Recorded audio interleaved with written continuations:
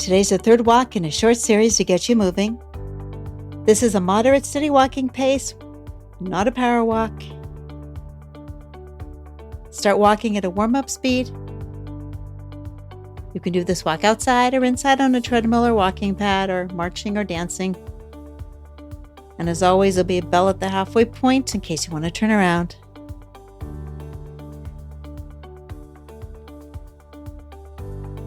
So one fall, I got into a little routine.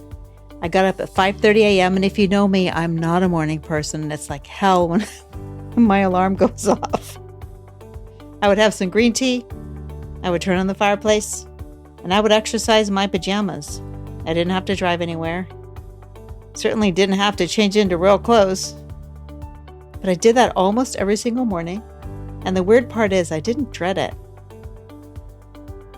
I think the green tea helped. And the fireplace helped. Pajamas helped. It made it more cozy instead of brutal. And sometimes I felt it was a special time for me. The world was sleeping, the kids were sleeping, and I had this little time for me to do something for myself before the day started. Because you know what? Sometimes we just never take time for ourselves. And it wasn't like rise and grind and hustle. It was me half awake, just doing something, doing enough. So today we're making walking easy enough to keep doing, like your little cozy moment in front of the fireplace.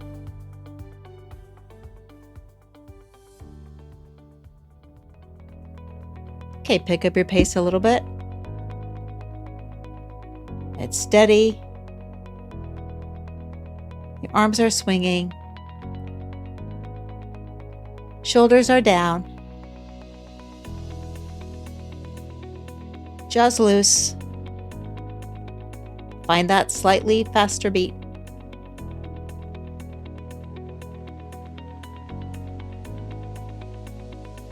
So this is something I learned recently. I did not know this. The 10,000 step thing. Well, that's not some magical science number. That came from a Japanese pedometer company. They thought it was a good round number and it looked great in marketing. And somehow we all inherited that. It's kind of like what happened with target heart rates and heart rate zones. I'll cover that in another episode. There's nothing wrong with counting steps, but we don't always have to reach for the maximal amount like 10,000. Counting your steps can be helpful and they show you what you're actually doing. And especially if you sit a lot or you work from home, it's good to know that you can get up and move and add some more steps throughout your day. Or sometimes you move more than you think you did, and then you can be impressed with yourself. But counting steps can turn into like an all or nothing thing. I only got 500 steps in today, so I'm not going to do any more exercise.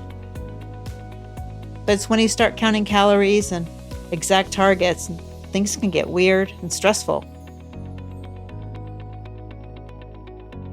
And that's why I stopped using a heart rate monitor and spin. Stay with that same pace. It started out really helpful. And then I started to obsess a little bit. Was I working hard enough? Was I in the right zone? Why is my heart rate not doing what I think it should be doing? And then sometimes it would take me out of my body and take me out of the music and take me out of the ride.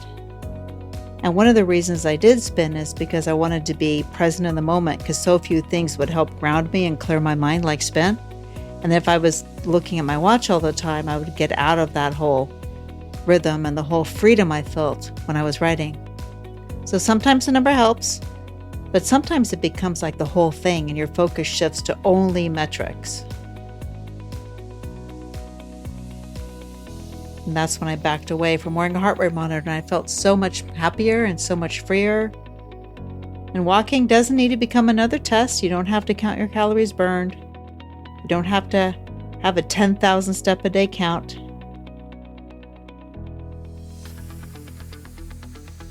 Okay, a little bit faster, steady. Your arms are swinging. Shoulders are relaxed.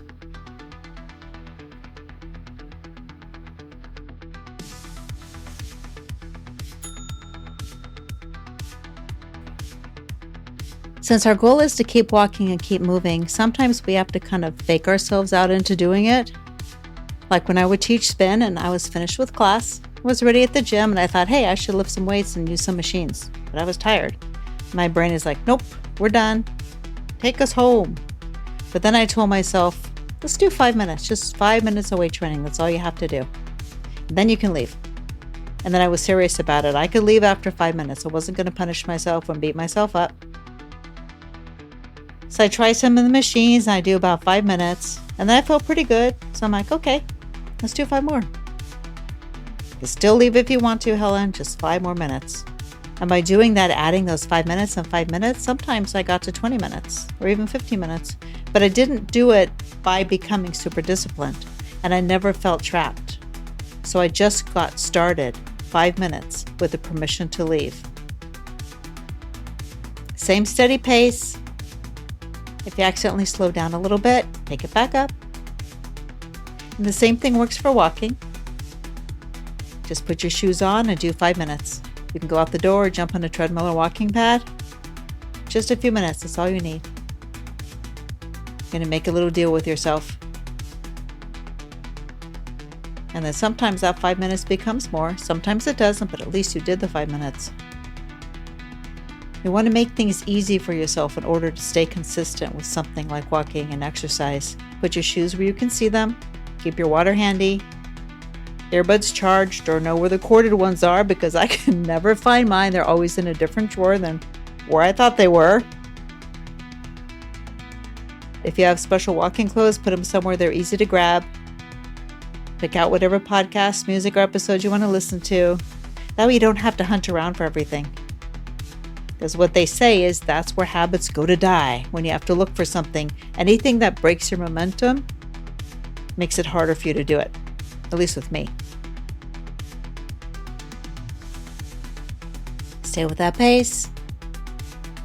And then sometimes if you can't find your socks or your shoes or your earbuds, sometimes you just sit down for a second then and you start scrolling on your phone. 3 hours later, you're watching people reorganize pantries on Instagram, or you're watching yet another cat or dog video, and then that momentum's gone. So we want to make it easier for ourselves. We got to figure out what works for actual life, not a fantasy life, Not when we're fully rested, or it's like the if. Not when the house is clean, not waiting for nobody to need anything, because that will never happen. Everybody always wants something. And you can create a little habit, like maybe walk after coffee, maybe walk before dinner, maybe while the laundry is going, or maybe just before sitting down. You can always just dance or skip through the house too. I do that sometimes. And if you have pets, they're going to love it because my cats think I'm insane. Well, they already know I'm insane. So for them, it's like, okay, that she's doing something weird again.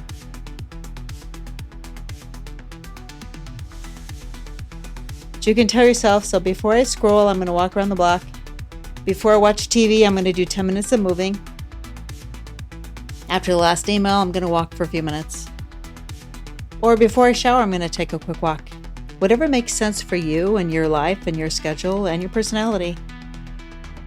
And if you miss one, then the walk just moves. It doesn't disappear, no biggie. Moves to another time slot.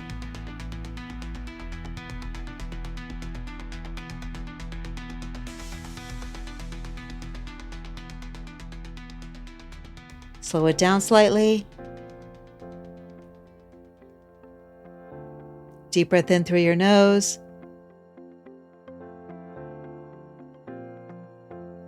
And exhale through your mouth.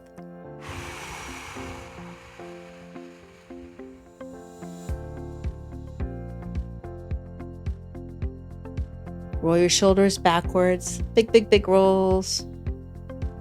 If they creak like mine, well, you're in good company. Roll them forward. All the way up, all the way down, all the way back.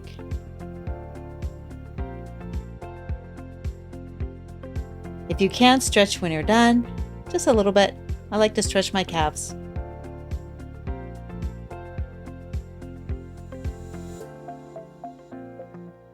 Press follow so the next walk is waiting for you. And I'll see you next time.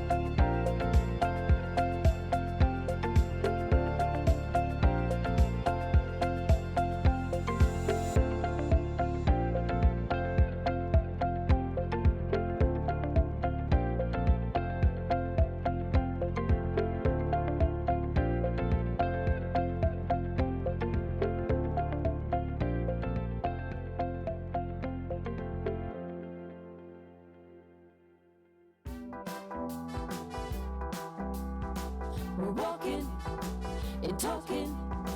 We're walking and talking. We're walking and talking. We're walking and talking with Helen Ryan.